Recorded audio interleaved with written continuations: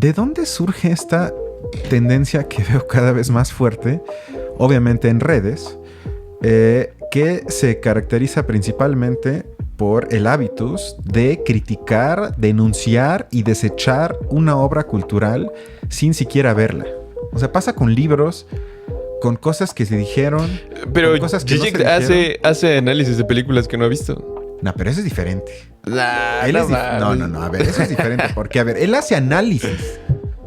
de películas que no ha visto. Ah, pero análisis. Pero no las ha visto. De alguna forma, digamos, explotar de forma vulgar, dijeron algunos, misógina, el legado de Marilyn Monroe. Pero me parece que si examinamos la cinta con un poco más de cuidado, este tipo de acusaciones no se pueden sostener, o por lo menos la mayoría de ellas no. Todo el tiempo, digamos, como que ella es anti-aborto, por así decirlo, y sin embargo lo sufre. Y digamos, ahí es donde yo creo que quizás es un poco conservadora también en su ideología la película.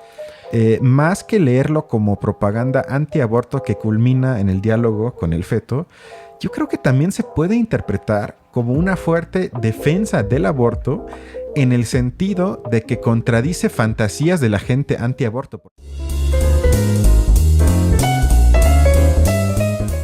Hola, ¿qué tal? Bienvenidos a una vez más otro episodio de Películas e Ideología. Balam, Cristian, y como en otras ocasiones, les recordamos que este es un análisis ideológico, no técnico sobre las películas, así que nos centraremos no tanto en cómo se hizo, sino más bien en qué mensajes podemos encontrar en la película como objeto cultural de nuestra época. ¿Qué nos puede decir de la ideología de nuestro tiempo? Entonces, sin más preámbulos, esta vez le toca a una película que ha sido bastante polémica en general. La han discutido mucho. Una producción de Netflix llamada Blonde, o Rubia en español, que es una película biográfica de Marilyn Monroe, esta gran ícono sexual de las películas de Hollywood. Cristian, si nos quieres dar un pequeño resumen. Es correcto, aunque ya vamos a diferir incluso en tu descripción, porque no es una película biográfica. El director lo dijo varias veces, sino que se basa en una novela de Joyce Carol, que es una novela ficticia sobre la vida de Marilyn Monroe, donde salen tres personajes. Sale Norma Jean, que es su nombre de nacimiento. Sale luego bajo su nombre artístico de Marilyn Monroe y bajo el nombre que da pie al nombre de la película, que es Blonde. Entonces, porque muchas de las críticas, que con esto quiero iniciar, a la cinta que se han hecho se basan principalmente en eso, en decir que no relata adecuadamente la vida de la protagonista. Sin embargo, si partimos del hecho de que no es un biopic, es decir, que no es una película biográfica, quitaríamos ya del tablero este tipo de críticas. Por eso quise hacer énfasis. Además, el director lo ha dicho varias veces. Váyanse con eso, porque no es lo que yo quise hacer, sino simplemente me baso en la novela que acabo de mencionar. Sí, y al final de cuentas, en este programa nos importa poco realmente si es o no acorde a su vida o fue un intento adecuado o no, porque lo que nos interesa es la película en tanto que película. Sí, nada exacto. más. Incluso yo creo que lo hace más interesante que no sea un simple relato de lo que ella hizo en su vida, porque para eso pues me meto a Wikipedia y leo lo que pasó, y para eso no ocupo una película. Entonces yo creo que justamente por eso vale la pena analizar la obra. Perfecto. Pero quiero comenzar, antes de entrar a la trama, de manera breve preguntarte, ¿de dónde surge esta tendencia que veo cada vez más fuerte, obviamente en redes, que se caracteriza principalmente por el hábitus de criticar, denunciar y desechar una obra cultural sin siquiera verla? O sea, yo no sé si te pasó algo similar, pero en mi caso me enfrenté con gente que conozco o no conozco, principalmente en Twitter o Instagram, que con base en una foto, el tráiler, una entrevista que tiene que ver con la película, dijeron que es misógina, que no vale la pena verlo, que ensucia el legado de la protagonista, etc. Pero todo eso sin siquiera haber visto la obra.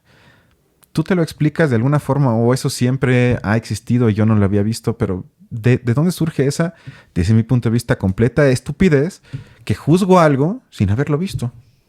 ¿Cómo puedo hacer eso? O sea, ¿cómo? Pues sí, claro, yo pienso que tiene que ver más con una relación de que hay personas que son,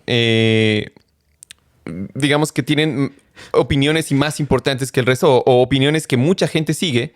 Entonces confían en la opinión de muchas de esas personas que normalmente son canales en YouTube de reseñas y reviews, entre otras. Y entonces con base en sus reviews previas, sin haberla visto, ya yo pienso que se van por ahí, ¿no?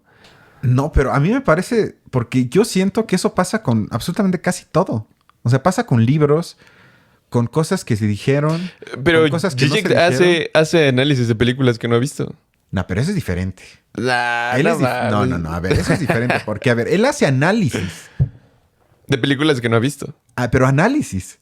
Pero no las ha visto. Pero hace análisis, Balam. Hace análisis. O sea, eso para mí sí es una diferencia cualitativa. O sea, hace análisis. Yo no, en Twitter y en TikTok, porque yo ojalá fuese en YouTube con análisis, yo no hablo de que la gente analice la película sin verla, sino dije que la personalizan y la moralizan. Con una frase o un video de TikTok de 10 segundos, si bien les va a 30 segundos. Eso no lo hace Zizek, sino Zizek escribió un ensayo de 30 cuartillas donde comienza yo no vi la película, pero ahí les va. Eso es diferente. Sino yo me refiero en la forma que lo hacen, me parece, desde mi punto de vista, a mí me parece que ahí estamos viendo cómo ya la forma de las redes impactan en la forma de la crítica. O sea, sería como poco a poco van de alguna forma moldeando el comportamiento de la gente sin que se dé cuenta. Es decir, si por ejemplo en Alemania en los 70s o 80s, ahí era más con libros, perdón, pero también con películas, cuando por ejemplo se criticaba una obra, se hacía a través de reseñas o ensayos en periódicos nacionales. Podemos decir Habermas criticando a Derrida. Y luego todo mundo tenía que esperar 1 o 2 semanas, si no es que un mes, hasta que otro pensador criticara esa crítica. Y así más o menos se formaba el, entre comillas, discurso público. Pero ahora, como todo es tan rápido y sobre todo tan corto, entonces a través de un video de TikTok o Twitter, la gente ya cree que con eso basta para opinar sobre algo y juzgar moralmente, además, sobre una obra. Y simplemente quise decir que es mucho pedir que primero vea algo y luego lo juzgue. Y no creo que esto sea demasiado exigente. Y no creo que me convierta a mí en un mamón si pido que la gente simplemente vaya más allá de un video de TikTok de 10 segundos para descalificar, en este caso, esa película. Yo creo que es importante y creo que la crítica que haces es muy certera, pero no sé, a lo mejor desacuerdo un poco en el sentido de que si bien las críticas son rápidas, cada vez llegan a más personas. Digamos, lo que se publicaba en los periódicos, por más buena que fuera la reseña, lo más probable es que se quedara en un cierto círculo de personas que eran capaces de entenderlo y de meterse dentro de ese discurso. A mí me interesaría, por ejemplo, saber si hay digamos, qué es lo que critican a las películas, porque esa es otra. Si las críticas, por ejemplo, en este caso a la de Blonde, fueron como con base en el machismo, significa que ya hay como cierta predisposición a tocar ese tema, que no es un tema que nace de la nada, sino que es un tema que en general la sociedad tiene ya presente en su día a día o más o menos lo piensa. Y entonces ellos agarran de eso para hacer una reseña muy rápida y pum, tratar de interferir en tu opinión, ¿no? En tu forma de verlo. Y a mí también me tocó. Yo conocía a muchos compañeros que igual me decían, no, pues es que ni tengo ganas de verla por las malas reseñas y todo lo demás que se hace. Pero a mí me parece interesante que estos pequeños videos de TikTok se hagan con base en estas ideas como en teoría más complejas, porque eran ideas que hace 30, 40 años, cuando no existían, tampoco existían dentro de la sociedad o eran mucho menos, están menos permeadas dentro de ella misma. Entonces el hecho de que se agarren esa clase de críticas quizás nos habla también de una complejización de la opinión pública dentro de ellas mismas, aun cuando la forma de tomarlo sea muy somero. Pero bueno, podemos discutir eso después. Sí, y creo que sí hace falta porque yo no creo que un video donde bailo 30 segundos se puede llamar reflejar una idea. O sea, eso simplemente es lo que yo diría. Todavía, si la gente hace un podcast de 1 hora sobre la película sin haberla visto, con eso puedo vivir. Con lo que no puedo vivir es que con que hayan visto una foto de la película en Twitter, escriban 10 palabras y con eso ya digan, ya la vi, ya opiné y vámonos a lo que sigue. Eso sí me parece una completa banalización que no lleva a nada. Y sí, tienes razón. O sea, yo estoy de acuerdo con eso. O sea, en el fondo responde bastante a la lógica de lo inmediato, ¿no? De consumir cosas rápidas y sin tener que verlo ni nada, sin tener que analizarlo por tu cuenta ni siquiera. Exacto. Lo haces. Sí, Exacto. es un llamado a... Me parece que es justo. Era en ese sentido. Bueno, ahora sí, entrando a la trama de la película, comienza con la infancia de Norma Jean Baker, que es su nombre de nacimiento, y vemos en las primeras escenas ya pues claramente plasmado el maltrato y de alguna forma el abandono que luego termina en un intento de matanza por parte de la madre que la trata de ahogar en la tina. Y eso entre comillas, debo decirlo, me gustó porque las imágenes desde el primer instante me parece que son bastante creativas, tal vez hasta excéntricas. Además está grabada en el formato de 3:4, a veces blanco y negro, a veces no. Y desde un inicio, pues se muestra que su vida fue una tragedia y comenzamos con el maltrato y la trama termina con que también creo que sobre eso hay polémica porque hay algunos que dicen que fue matada, o sea, que la mataron, pero en la película, digamos, se termina con que ella se termina suicidando por una sobredosis de pastillas y, digamos, esto es el arco. Comienza en la tragedia, termina en la tragedia y vamos poco a poco avanzando, no en forma cronológica, sino hay brincos en el tiempo, a través de toda la vida de la figura conocida como Marilyn Monroe. Ciertamente, yo creo que ese es un primer tema y también fue bastante discutido la cuestión de la revictimización de Marilyn Monroe, porque también hay que decirlo, aun cuando es una ficción, no todas las personas saben que la película es en realidad una ficción sobre otra ficción, que fue la novela. Uh-huh. Entonces, no muchos lo saben, e independientemente de eso, como que en general la mayoría se va por la onda de que es una biografía de Marilyn Monroe. Eso, de alguna manera, pega directamente a la memoria de Marilyn Monroe, aun cuando no haya sido la intención del director. Entonces, yo creo que por eso hubo como muchísimos conflictos ahí y cuestiones, digamos, o que se cuestionó la película o se criticó desde compararla con Marilyn Monroe. Yo no sé, digamos, con la vida real de la persona, pero yo no sé, digamos, hasta qué punto sean válidas. Sin embargo, es cierto que hay como cierta victimización de Marilyn Monroe a lo largo de toda la película. Al menos me pareció que todo el tiempo estuvo como sumamente desesperada. O sea, era una actuación, era muy buena. Me parece que la actriz lo hizo de una manera genial. Me parece que las escenas, incluso en el apartado técnico de cómo se nos presentaba en la película, también potenciaba mucho eso trágico, ¿no? de su historia. Pero sí me pareció que desde el principio no se podía desprender de su pasado. Como que siempre eso fue una situación que creo que se reflejaba sobre todo en la figura del padre. Porque el padre apareció todo el tiempo y reapareció constantemente. Aunque era una especie como de fantasma realmente, determinaba en muchas ocasiones la vida de Norma Jean. Desde que su papá, digamos, directamente estos primeros diálogos con su madre, ¿no? De que la abandonó, hasta en el momento en el que ella veía a sus novios de alguna manera como figuras paternas. Y de hecho les decía así como papi o daddy, ¿no? Entonces sí. Eso es algo que me pareció muy interesante. Sí, bueno, como dijiste, se acusa a la película de ser, de alguna forma, digamos, explotar de forma vulgar, dijeron algunos, misógina, el legado de Marilyn Monroe. Y que entonces, en consecuencia, no arroja una buena luz sobre el ícono que fue o es ella. Pero me parece que si examinamos la cinta con un poco más de cuidado, este tipo de acusaciones no se pueden sostener, o por lo menos la mayoría de ellas no. Comenzamos por partes. O sea, creo que una de las primeras problemáticas es que hay una falsa concepción de la relación entre la ficción y la biografía de una persona. Porque cuando las personas critican a la cinta de no retratar exactamente los hechos de su vida, asumen que hay una forma de presentar objetivamente la vida de una persona.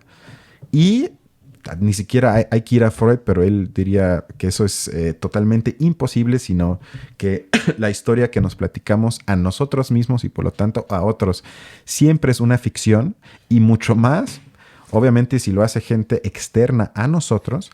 Por lo tanto, cualquier película que se asuma abiertamente biográfica siempre es una ficción. En este caso, por lo menos aceptan desde un inicio que es una ficción. Esto ya me parece que elimina, en ese sentido, por lo menos ya un posible, digamos, vello o velo ideológico. Ujú. Luego, es que la mayoría de las películas biográficas que le gustan a la gente operan bajo una lógica de dramaturgia de ascenso y caída. Es decir, que casi siempre vemos la infancia del sujeto, luego cómo llega a la cima y luego vemos su caída. Un ejemplo en este espacio fue la película de Elvis Presley, de que claramente opera bajo esa lógica. Y que necesariamente tocaremos también. Exacto, como la película de Elvis Presley. Entonces, en este caso, me parece interesante porque comenzamos por los suelos y en toda la película nos mantenemos por los suelos. Porque incluso cuando ella se convierte ya en la estrella mundial de Marilyn Monroe, que es más o menos ya después de media hora de película casi, de ninguna forma se nos presenta a ella como una persona feliz que disfruta de su fama, del dinero, de sus parejas, de sus amantes o lo que sea, sino todo el tiempo vemos cómo ella sufre, que eso ya lo dijiste. Por lo tanto, me parece que en todo caso es otra forma de contar la historia de alguien desde una perspectiva que de antemano asumo que es nada más una de muchas. Pero al asumir eso, me parece que aporta más que si se hubiera envuelto como en algo que esto es objetivamente la historia de Marilyn Monroe. Esto implica que Blonde no es en absoluto una película para sentirse bien, que esa es otra de las críticas que yo no entiendo y que me hacen enfurecer, debo de serte honesto, porque ¿en qué momento las películas supuestamente tienen la tarea de hacernos sentir bien? Obviamente uno termina pues tal vez asqueado, enojado, triste o lo que sea, pero a veces eso es bueno y necesario para que uno pueda pensar. De hecho, a mí me parece que, por ejemplo, las escenas en las que muestran los cuerpos el cuerpo de Marilyn en repetidas ocasiones desnudo, pero por largo tiempo de frente a la pantalla, llega un momento en el que se vuelve un poco incómodo. Pero yo creo que esa incomodidad es el objetivo del director al mostrar esas escenas, lo cual me parece, por lo menos, bastante interesante. Exacto. Entonces, bueno, después de más o menos haber dado muchas vueltas, por lo menos en mi caso, ¿cómo, según yo, interpreto esta película o el intento del director? Para mí, aportó porque es una película, según yo, sobre la ilusión de comprender a través de las imágenes públicas de sujeto, sobre una supuesta cercanía creada por algunos medios del espectáculo.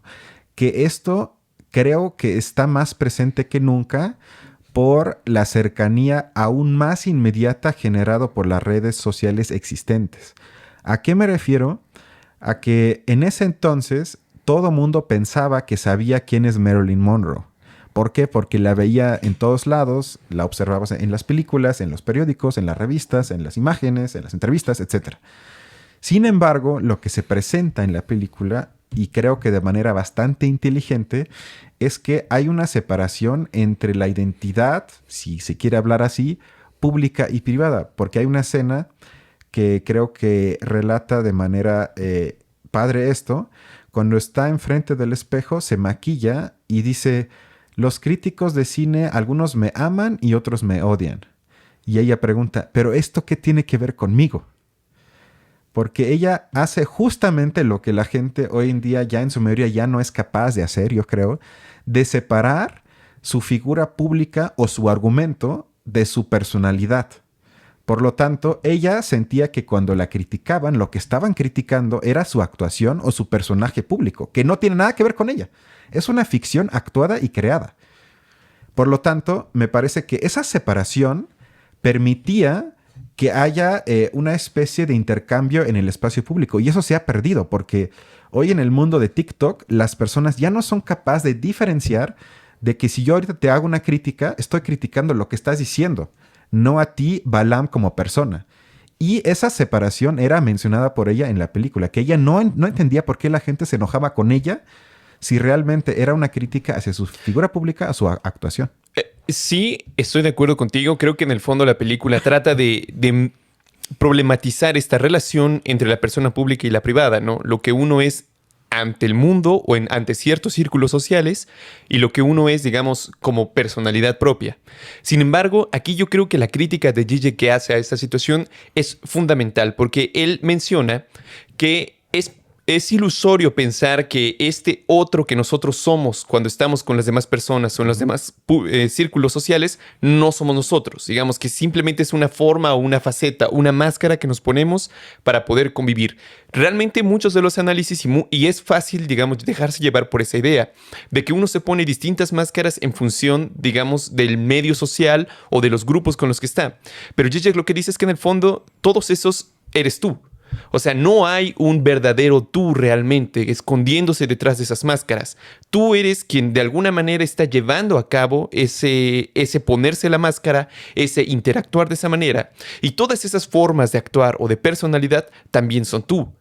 En dado caso, digamos, si tratásemos de contraponer la crítica de Zizek con la idea que estás poniendo o con la idea que trata de exponernos la película, podríamos decir que también ella de alguna manera es presa de su propia ilusión, porque ella de alguna manera está segura de que no es esa cosa, como menciona en algún momento, que llama Marilyn Monroe, pero desde la crítica, digamos, de Zizek sí lo es. O sea, ella lo está haciendo, aun cuando ella misma no se siente identificada con ello, porque es la forma en la que ella está existiendo para el resto del mundo. No es que sea falso, no es que ella haya sido falsa en ese momento, sino que, si lo quieres ver así, es un producto o a lo que su sociedad la fuerza a hacer en ese momento y lugar en específico. Sí, y tú sabes que yo amo a Zizek, pero creo que en este caso es un poco más complicado. ¿En qué sentido? En el sentido de que el personaje, o sea, si quieres hablamos en términos de máscaras, la máscara de ser Marilyn Monroe no surgió por agencia propia de Norma Baker, sino le fue impuesto. Y eso se muestra más o menos al inicio de la cinta, y eso sí fue así en la vida real, que fue una imagen creada por hombres, digamos, de la industria del cine, del espectáculo. Total. Es decir, en este caso sí podemos hablar de algo externo, que obviamente siempre contiene partes de ella, en eso estoy de acuerdo, y tampoco yo quise implicar que debajo de eso existe un auténtico yo, en eso estamos de acuerdo, y Zizek creo que ahí tiene un punto. Pero me parece que en este caso es más complicado porque no es algo que ella haya creado, o sea, no es, por ejemplo, tú y yo quizás tenemos una máscara en el trabajo, que eso es algo que claramente surge de nosotros y tiene que ver con nosotros, a pesar de que seamos quizás diferentes en el trabajo que con nuestra pareja o nuestra familia. Pero, sin embargo, en este caso, pues es algo impuesto de afuera. Por lo tanto, yo interpreto a la cinta más bien como una especie de mapeo de ideas sobre Marilyn Monroe, donde, por ejemplo, una de las ideas y de los prejuicios que hay es que todo esto prácticamente fue porque no conoció nunca a su papá. Y eso atraviesa toda la película. Y una y otra vez, a tal grado que luego uno de sus amantes le juega una broma, yo diría diabólica, de mandarle cartas que supuestamente su papá y que pronto se iban a ver y que luego todo esto fue una broma de muy mal gusto. Sí, es cierto. Aunque ahí me pareció un poco mal el guión porque nunca pide como una prueba. O sea, se lo cree en cuanto le mandan la carta. Es así como... Pero yo creo que estas, si bien se pueden leer como falacias en el guión, me parece... Bueno, ahorita si quieres voy a ver eso. Nada más quiero dar un paso para atrás. Que Dale. Una forma, digamos, positiva, porque es una forma nada más de leer la película, sería entonces que se opone a una apropiación de Monroe por parte de ciertas ideas previamente formadas. Porque ¿qué es lo que pasa con figuras tan icónicas que todo el mundo obviamente las conoce? Y en consecuencia, de manera inevitable, todo mundo también tiene una opinión sobre esos sujetos. Y sin que ahorita entremos demasiado en eso, pues ya no, más o menos se pueden imaginar cómo la gente se forma esas opiniones. Siempre desde lejos en una mezcla de información, prejuicios y chismes, se pueden decir, que no tiene nada que ver o muy poco que ver con lo que realmente pasó o lo que realmente esa persona diría que tiene que ver con un yo, entre comillas, verdadero. Por lo tanto, hay, por un lado, una lectura que la interpreta antes de la cinta como una heroína, un ícono de pósters y de películas, prácticamente una diosa. Y por el otro lado se me hizo curioso porque también hay una lectura por parte de la extrema derecha que odia la película, porque ¿cuál es la lectura de la extrema derecha a nivel histórico de alguien como Monroe? Es que ella, cito entre comillas, fue una zorra que manipuló a los hombres y aprovechó su cuerpo bello para todo el tiempo manipular a todo mundo y sacarle provecho y lana a todos. Sí, estoy de acuerdo. Creo que en el fondo sí es una crítica dura a esta cuestión, a esta visión de la derecha. Yo me atrevería a decir que es una crítica también feminista, o sea, porque trata de revalorar o critica los abusos que vive sobre todo en ese tiempo, las mujeres de esa industria, pero debemos recordar que es una película que se hace hoy para el público actual. Entonces, como mensaje me parece que es una crítica feminista en una constante muy similar a varias que hemos visto ya en estos episodios, ¿no? En este programa. Parece ser que en general, digamos, desde un punto de vista ideológico, esto nos habla de que en nuestras sociedades el tema del feminismo cada vez se va volviendo como un tema de valor central, ¿no? Las películas lo tratan mucho, buscan de distintas aristas, a veces de una mejor manera o a veces de una manera un poco más mediocre, pero en general es ya un valor que en nuestras sociedades parece estarse instalando cada vez más en el centro. Entonces, esta clase de películas como denuncias de abusos y todo lo demás, me parece que ayudan a ello. Sin embargo, para mí, la película también en el fondo es una imagen, digamos que es una narración, creo que en el fondo conservadora. Porque lo que nos está... O sea, uno debe preguntarse, por ejemplo, para criticar nuestra sociedad actual es criticar las ideas que la fundamentan, que la hacen sentir como que es normal o natural las relaciones que existen en ella. A mí me parece que la cuestión de la libertad de Monroe o su capacidad de agencia es lo que se ve ausente dentro de la película. Porque en gran medida lo que nos narran el director, el guionista, etcétera, etcétera, acerca de los muchos errores que ella tiene en su vida, de los muchos sufrimientos que ella tiene, es a causa de dos elementos básicamente: las drogas y su aparente como enfermedad que hereda de su madre como de locura. Entonces, por eso podemos verla en muchas ocasiones que ella como que se disocia completamente de lo que estaba haciendo, deja de actuar en sus películas, hace esto, hace el otro, pero muchos de los sufrimientos que tiene o de los errores que tiene, en gran medida se debe justamente a esa locura que le es inherente a ella. Pero entonces ya no depende, digamos, de la agencia de Monroe. No son las acciones de Monroe como persona lo que la llevan a ello, sino más bien como esta clase de conjunción entre uno y otro.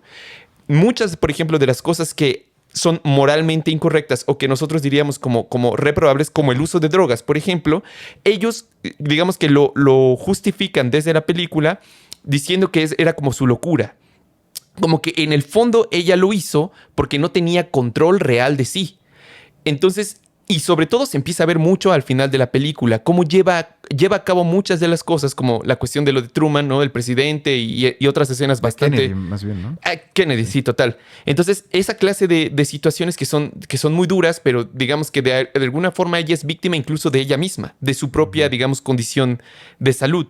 Pero me parece que entonces se hace un poco como lo que se hizo en la película de Elvis. Recuerdo que una de las críticas que hicimos aquí fue que, por ejemplo, no trataron el tema de las drogas con Elvis. Y eso fue un tema muy importante en su vida de él. O sea, realmente como persona, él tenía problemas severos con esa situación, pero no lo toman de esa manera.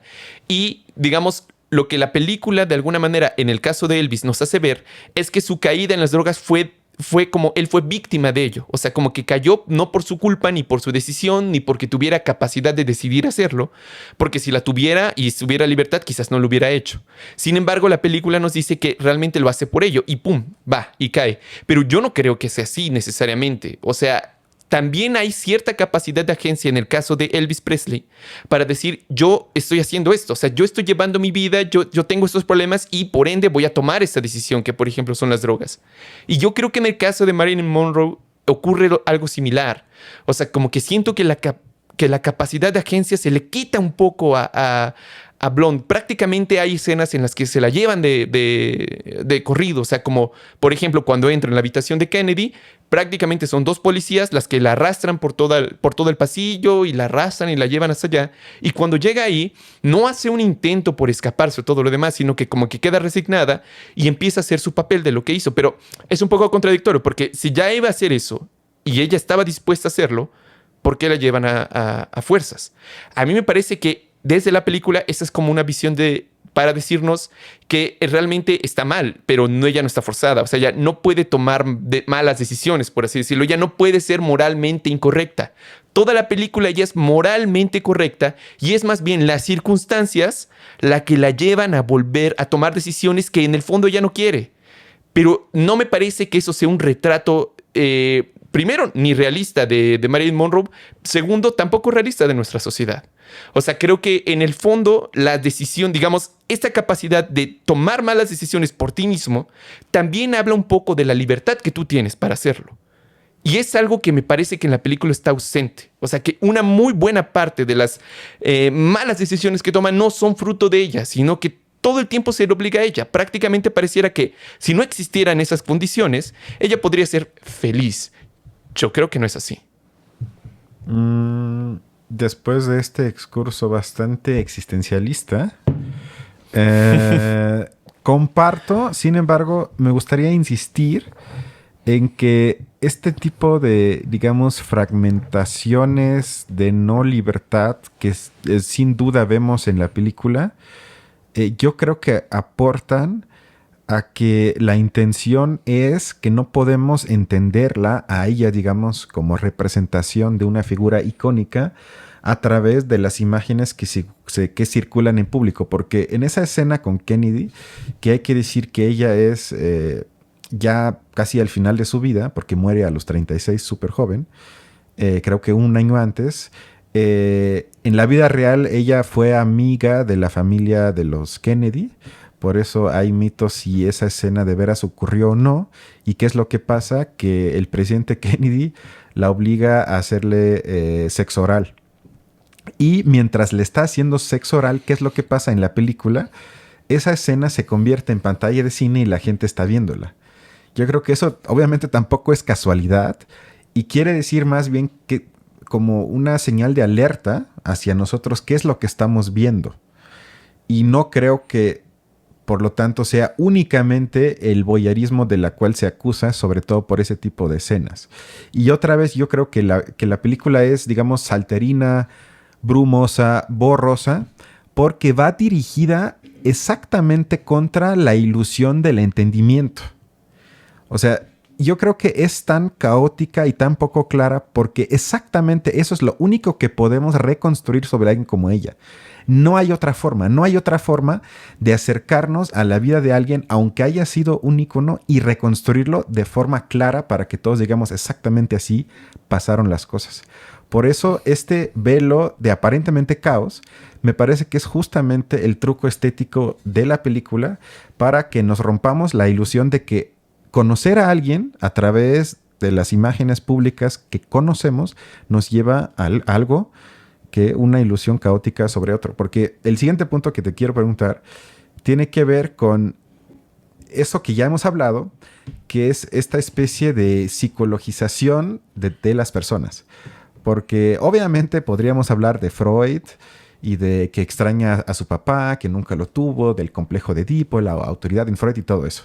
Y al inicio, cuando vi la película, quise hacer eso, pero luego yo siento que hubiera caído en la trampa porque creo que es justamente una de las lecturas que critica la película, porque eso, por ejemplo, en la vida real pasa con líderes como Trump o Putin, que hasta hay médicos que los diagnostican a distancia y dicen, yo lo vi e hizo tal cosa, entonces él prácticamente tiene este síndrome y lo tiene porque en la infancia seguramente su papá, su madre o su tío, lo que sea. Y este tipo, entonces, de tratamiento médico o de más bien diagnóstico médico a la distancia, sin conocer nada a la persona, sin nunca haber hablado con ella, creo que tú y yo compartiríamos que es una estupidez. Y creo que precisamente ese tipo de lecturas se muestran en la película y de forma tácita son criticadas. O sea, que ella todo el tiempo, o sea, es muy incómodo que le llame a sus parejas daddy. O sea, eso es demasiado evidente y eso es algo que fue justamente una forma de psicologizarla y decir, ella tuvo una vida así porque nunca tuvo padre. Por lo tanto, de alguna forma me voy a burlar en la película de eso y voy a hacer que ella repita Daddy una y otra vez. Pero otra vez yo creo que es romper con la ilusión que podemos psicologizar a las personas, que conecta un poco con lo que tú dijiste. O sea, eso sería todo menos un análisis de la sociedad de ese entonces a las condiciones materiales estructurales que influyeron en su vida, sino sería decir, el problema estuvo en su cabeza, cuando realmente es mucho más complicado que eso. Sí, aunque, bueno, regresando un poco a esto que estabas comentando, yo no creo que, hablando así a ciencia cierta, no creo que no sea posible tratar de crear o recrear una especie de biografía que sea muy apegada a lo que realmente ocurrió. Porque postular lo contrario me parecería bastante posmoderno, porque significa que nunca hubo algo ahí que fuese verdad, sino que todo el tiempo simplemente lo que importan son como las distintas interpretaciones y todas tienen igual de valía con respecto a lo que hubo. Pero hubo una Marilyn Monroe y dejó, digamos, evidencia. Entonces, seguramente hay o es posible hablar de una biografía mucho más cercana a lo que realmente fue con base en la evidencia que hay. Evidentemente esto no es así. Esta película, desde el principio lo dijimos, es una ficción de la ficción. Pero lo que yo trataba de decir es que justamente por ser quizás esto, o quizás se ampara un poco en ello, pero muchas de las decisiones, sobre todo, digamos, relativas a cuestiones que moralmente son mal vistas, como la cuestión de la drogadicción o incluso la cuestión del aborto, que esa es otra. En la película en general, Marilyn está en contra del aborto y sin embargo 3 veces ocurre la situación que pierde a su bebé, ¿no? Pero ninguna de las 3 veces es fruto de su decisión. Porque incluso la primera vez que va y que más o menos sí estaba decidida a hacerlo, al final se arrepiente. Y ella misma, o sea, como que aparece gritando, no, no quiero perderlo en el último momento. Nos muestran la escena que ella se va corriendo y al final es un poco esto que tú decías, que no hay como mucha claridad respecto a lo que pasa, porque de repente aparece, digamos, en su casa quemándose y ella tratando de salvar al bebé que estaba quemándose en su casa. Entonces no hay como relación lógica, es una fantasía. Sin embargo, después sabemos que sí lo perdió. O sea, que el aborto se llevó a cabo, al final de cuentas. Pero en ninguno de los casos en que ocurre el aborto es fruto de su decisión. Todo el tiempo, digamos, como que ella es anti-aborto, por así decirlo. Y sin embargo lo sufre. Y digamos, ahí es donde yo creo que quizás es un poco conservadora también en su ideología la película. Porque incluso la segunda vez que está embarazada con Arthur Miller, que es interpretado por Adrien Brody, me parece que cuando está embarazada de ella, hay una escena en la que ella está recogiendo unas flores rojas y entonces el bebé que lleva dentro, que en realidad hay que tener como un mes realmente, pero nos muestran en la película un feto desarrollado ya prácticamente de 7 u 8 meses, ¿no? Entonces, y es un feto que además le habla y le dice, tú me mataste. Y ella dijo, no, yo no hice eso, no, yo no quería al final, que no sé qué. Pero digamos que de alguna manera el bebé le está reclamando a ella por haberla asesinado. Eso no sé, o sea, ahí no sé cómo interpretarlo, pero de primer momento yo creo que muchas personas sí se van a ir con la finta, o es como un poco claro a lo mejor para muchas personas que es como un discurso antiaborto, porque prácticamente lo que están diciendo es el bebé tiene la capacidad de hacer sentir mal a Marilyn y Marilyn se siente mal todo el tiempo por haberlo perdido. Nunca fue fruto de su decisión.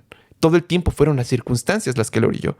De nuevo, ahí me parece que el problema fundamental es la incapacidad de Marilyn para tomar decisiones, cosa que no creo que haya sido así en la realidad.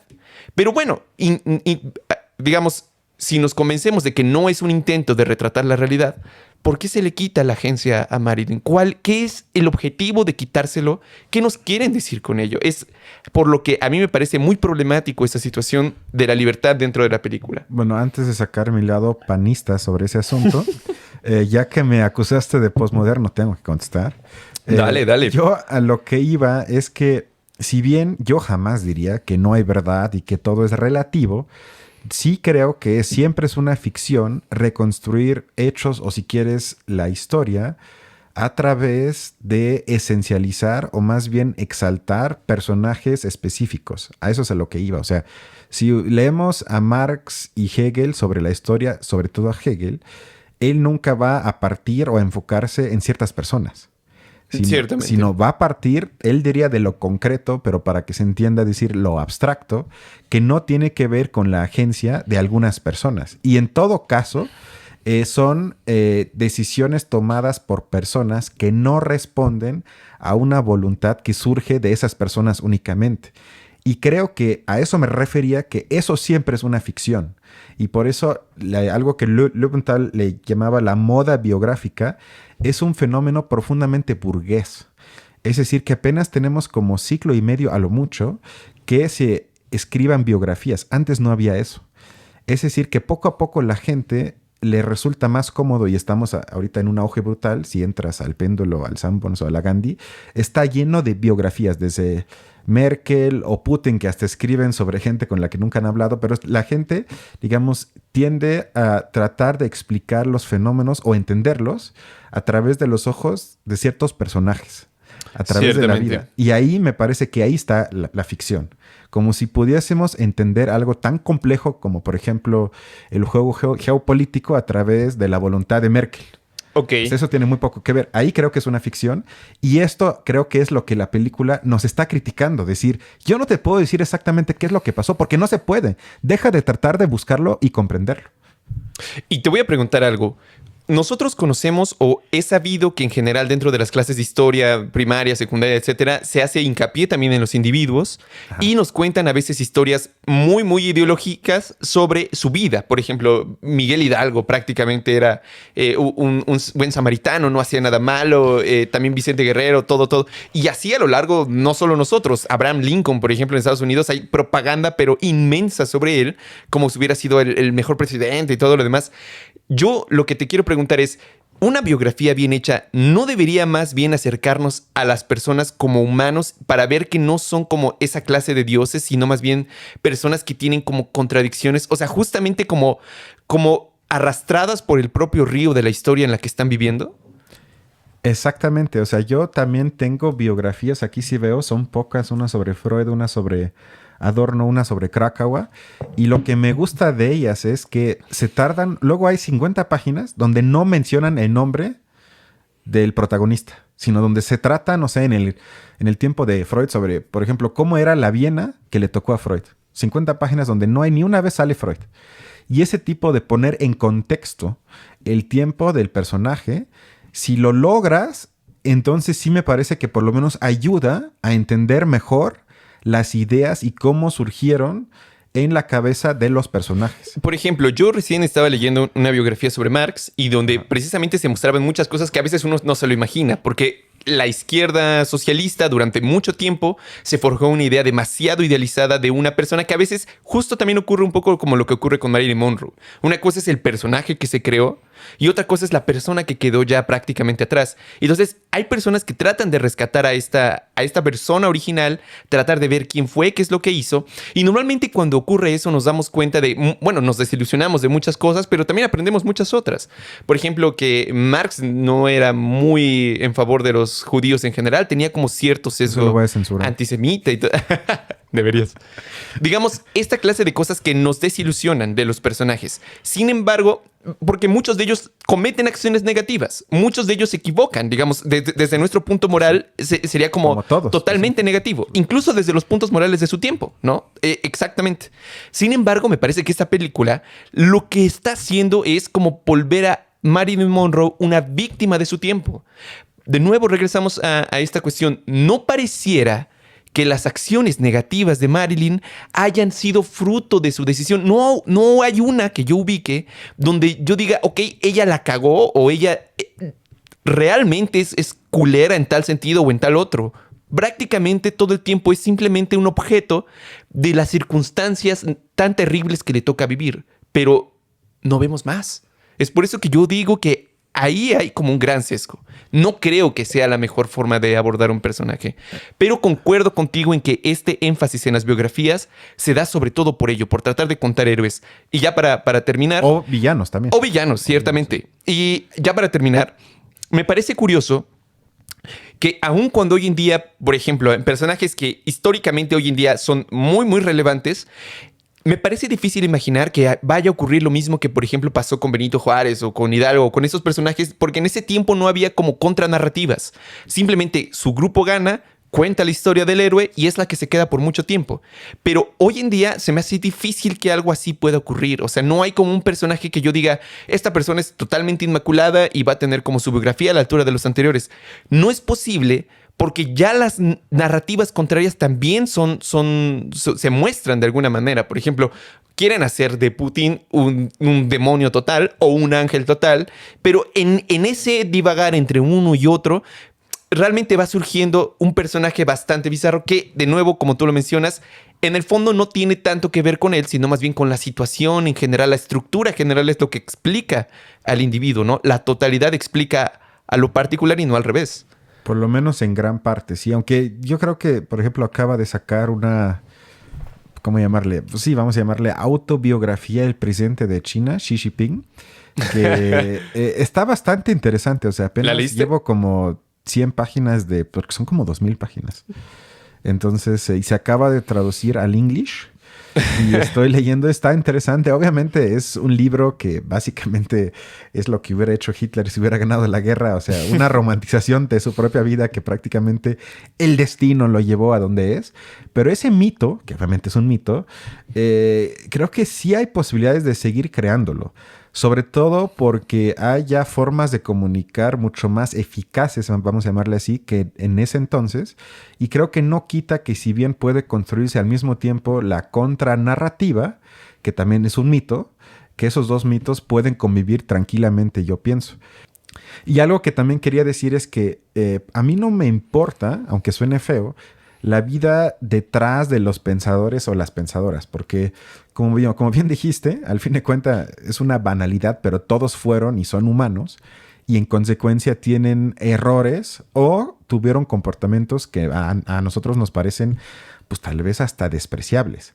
Sin embargo, sí creo que debemos de alguna forma rescatar la separación necesaria y que es un legado de los más importantes desde mi punto de vista de la ilustración, que es la separación entre autor y obra. Que la obra muchísimas veces y casi siempre es mucho más lista o listo que el mismo autor o autora. Por lo tanto, aunque el autor o la autora haya sido, en términos muy coloquiales, un hijo de la chingada o hija de la chingada, eso no quita que quizás tuvo pensamientos absolutamente brillantes que muchas veces van en contra de sus propias acciones o juicios. Ciertamente, sí. Entonces, en ese sentido, me parece es lo único que quería decir, que a mí no me importa mucho cómo eran en la vida privada, sino lo que hay que revisar y pensar es la obra del autor, es decir, lo que publicó a nivel de pensamiento, libro. Sí, estamos de acuerdo. O sea, una obra de arte no se juzga por su contexto. Es lo que habíamos comentado. Exacto, ni siquiera por su autor. Una vez que lo termine el autor y la lanza al mundo, se juzga por ella sola. Es del público y ya no es de autor. Y algo que quería mencionar antes de entrar a lo del aborto, porque creo que es un tema polémico de la película, es que hay una escena que es en la parte donde Marilyn Monroe se encuentra en una relación de triángulo con dos hombres bisexuales donde hablan sobre sus padres. Y esto creo que estuvo interesante porque ella anduvo con el hijo de Charlie Chaplin. Y lo que pasa entonces es que el hijo de Charlie Chaplin quedó traumado porque de alguna forma, otra vez estuvo creo que inevitable, vive bajo la sombra de su padre. Y no se podía escapar de eso, que todo mundo lo evaluaba y se acercaba a él únicamente porque es hijo de alguien. Y le decía entonces a Marilyn que es un gran regalo de que ella no sabe quién es su padre y que esa no identidad o esa no posibilidad de identificarse le abre un espacio de libertad. Se escapa, es cierto, se escapa. Cierto. Tú puedes reinventarte. Y esto es algo que en este espacio lo hemos tematizado varias veces, que lo que aparentemente puede parecer una tragedia, en este caso hubiese podido ser un espacio de libertad. Y me parece trágico que ella fue reinventada, porque sí la reinventaron, la convirtieron en Marilyn Monroe. Lo que hubiera faltado, es algo que tú has dicho varias veces, es que ella por agencia propia se hubiera reinventado y no hubiese sido reinventada. Aprovechando eso, que no conoció a su padre. En otras palabras, se podría decir que tuvo la suerte de no tener raíces y en vez de aprovecharlo, se aferraba a sus raíces y eso al fin de cuentas fue lo que, siguiendo la lógica de la película, la llevó pues a la tragedia. Es cierto, tienes toda la razón. Sí.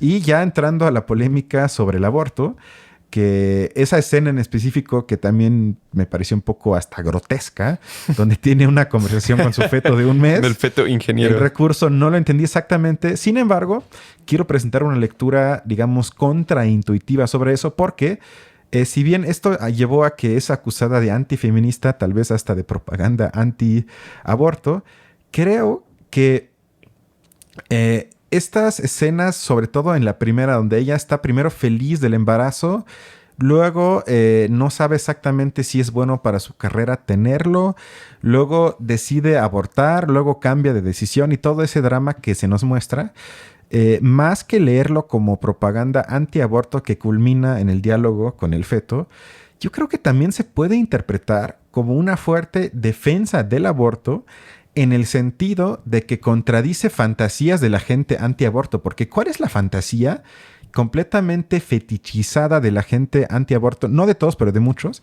Es que los jóvenes tienen sexo y sexo y sexo y luego van cantando y bailando al aborto y lo hacen una y otra vez.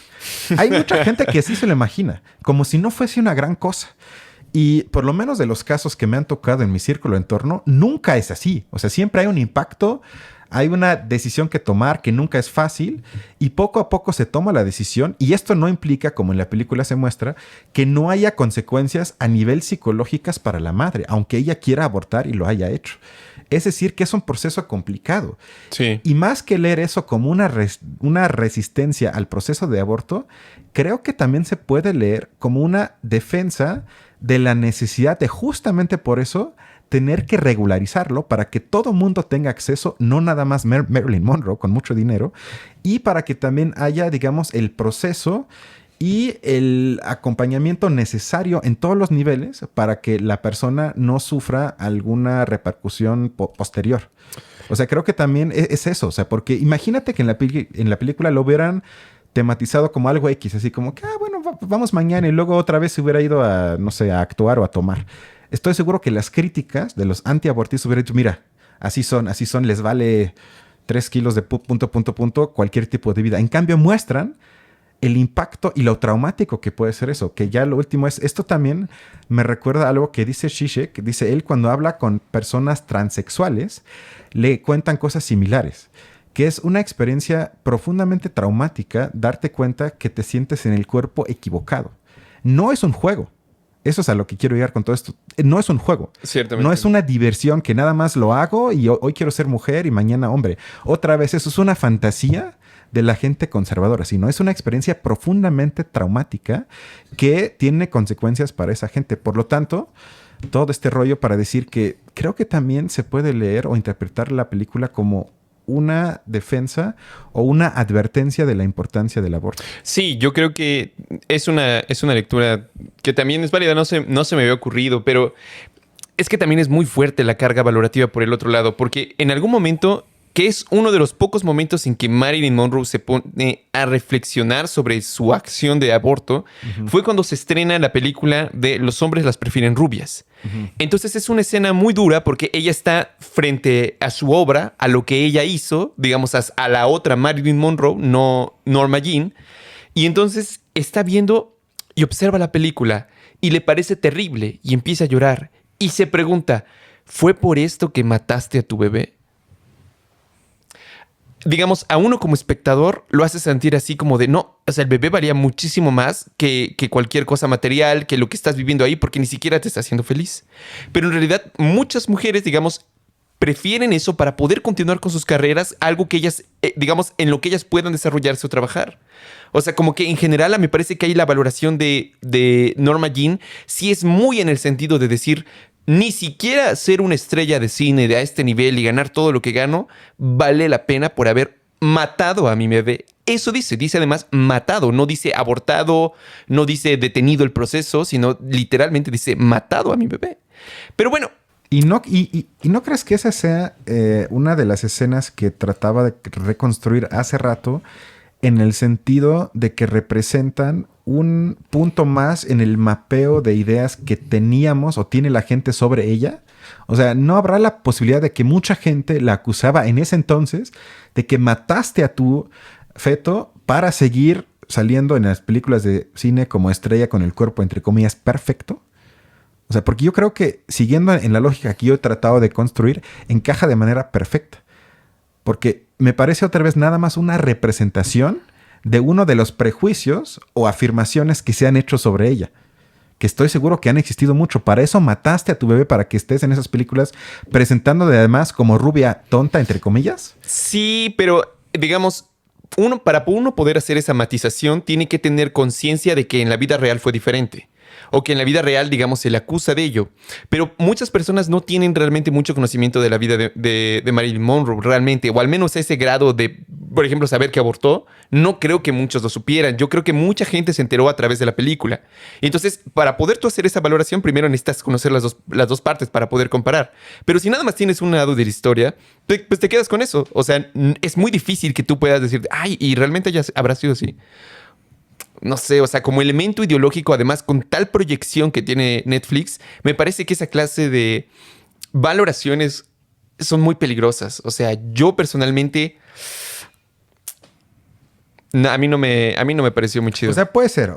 Siguiendo en la misma lógica, creo que también lo que trata la película es no tanto, o por lo menos no únicamente, enfocarse en ella como ícono histórico del cine y de Hollywood, sino de convertirla más en representación de todas las mujeres que querían ser estrellas de cine de ese entonces, que tuvieron que entrarle a ese juego, digamos, de que tienes que ser o vas a ser exprimida en un intercambio de sexo por tu carrera. Porque eso también es una de las primeras escenas y eso tampoco yo creo que sea un secreto. Y como nos hemos enterado con el caso de Harvey Weinstein, pues sigue hasta en algunos ámbitos. Es cierto, ¿no? Sí, y por ejemplo, en el caso de Televisa, esa clase de situaciones se daban desde muy, muy, muy, muy pequeñas. Entonces, definitivamente, yo, como lo había dicho hace rato, como denuncia de esa clase de situaciones, me parece que la película es muy buena en ese sentido. Exacto. Y creo que además lo hace no en la lógica de película de Marvel, porque también o sea, no nada que ver. Nada que ver, exacto, sí, porque eso es una de las críticas que también se le hacen a la película, es que presenta a Monroe como alguien conformista que se subordina a la lógica del patriarcado de ese entonces y que no se rebela contra el sistema sexista y los hombres que la oprimen y todo eso. Creo, sin embargo, que hay una escena que replica algo que fue emblemático e histórico en la vida real, que es, digamos, el truco publicitario que tuvo con el legendario vestido blanco, en donde se para arriba de la reja de donde pasa el metro, entonces sube el aire, le levanta el vestido y en la película lo ponen todo en cámara lenta, se le sube el vestido, se enfoca en el trasero, pero luego se enfoca en todos los hombres y creo que ese momento es una forma, por lo menos en la película se presenta así, como revelación en el sentido de que ella usa su deslumbrante poder que tiene sobre el ojo masculino para que todo mundo, en ese momento por lo menos, esté ante sus pies. O sea, todo mundo está enfocándose en ella y ella es por lo menos simbólicamente la que en ese instante domina a los hombres. Y además hay que decir que ella, por hacer eso, desafía a su marido, que fue el beisbolista, que le dijo que no hiciera eso y que no aceptara el papel en la película. O sea, por lo menos en ese sentido me pareció un acto de rebeldía. Otra vez, no lo hace en la lógica de Marvel, que es casi lo último que quiero decir, donde al final hay un final feliz y todo eso, sino lo hace bajo las posibilidades y condiciones que en ese entonces, para alguien como ella, pudiesen existir. Y lo último, y eso también es una pregunta, pensando todo esto ya más en la actualidad, ¿no será que la lógica de OnlyFans sea algo similar, pero adaptado a la lógica del capital en el sentido de que es neoliberal? Aquí es lo que voy, o sea, todo el mundo creo que ubica lo que es OnlyFans, donde principalmente mujeres enseñan partes de su cuerpo, pueden ser nada más algunas partes o todas, para tener un ingreso extra o para algunas ya su ingreso principal.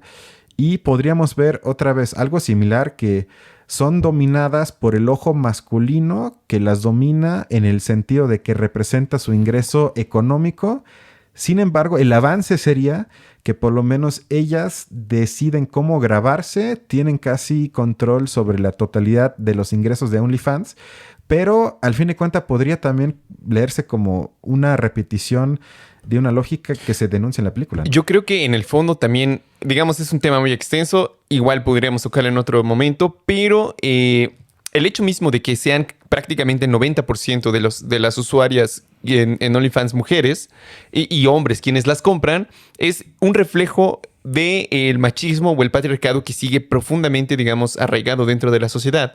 Porque digamos que en una sociedad capitalista, pero al menos en términos de género mucho más igualitaria, lo que deberíamos ver es 50% usuarios hombres y 50% usuarios mujeres. Pero no es lo que vemos. Realmente el 90% son mujeres y 50%, bueno, y el resto son hombres que compran, ¿no?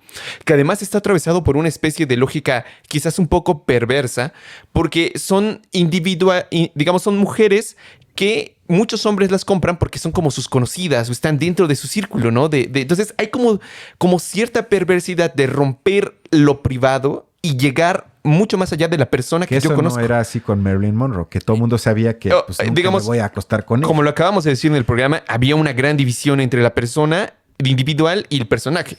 Pero digamos, en King OnlyFans, un poco lo perverso es justamente como que te permite, o al menos la ilusión, de que puedes romper esa barrera y llegar un poco más allá, ¿no? Es correcto. Es muy interesante. Que pronto salga una película que problematice ¿Tú qué dices? OnlyFans. ¿Te gustó la película? ¿La recomendarías? A mí me gustó. O sea, yo siento que sí vale la pena. Que no esperen una noche, si es que la ven en la noche, agradable, donde se van a dormir felizmente, pero sí me parece que vale la pena verla porque tiene muchas cosas que sin duda te ponen a pensar y que muestran quizás algunos ángulos sobre ella que no habías pensado antes de la cinta. ¿Y tú? Yo creo que, digamos, como experimento vale la pena. Técnicamente la película es una delicia, o sea, totalmente los recursos, digamos, fílmicos se explotan al máximo. Creo, como ya lo había dicho, que el guión de repente es bastante flojo en algunas cosas, pero para reflejarse una mirada sobre esto sí es importante y sobre todo para no dejarse llevar, digamos, por las opiniones que aparecen en reseñas generales. Sí, estoy de acuerdo. Pues bueno, esto ha sido todo. Muchísimas gracias. Nos vemos en el siguiente episodio. Hasta luego.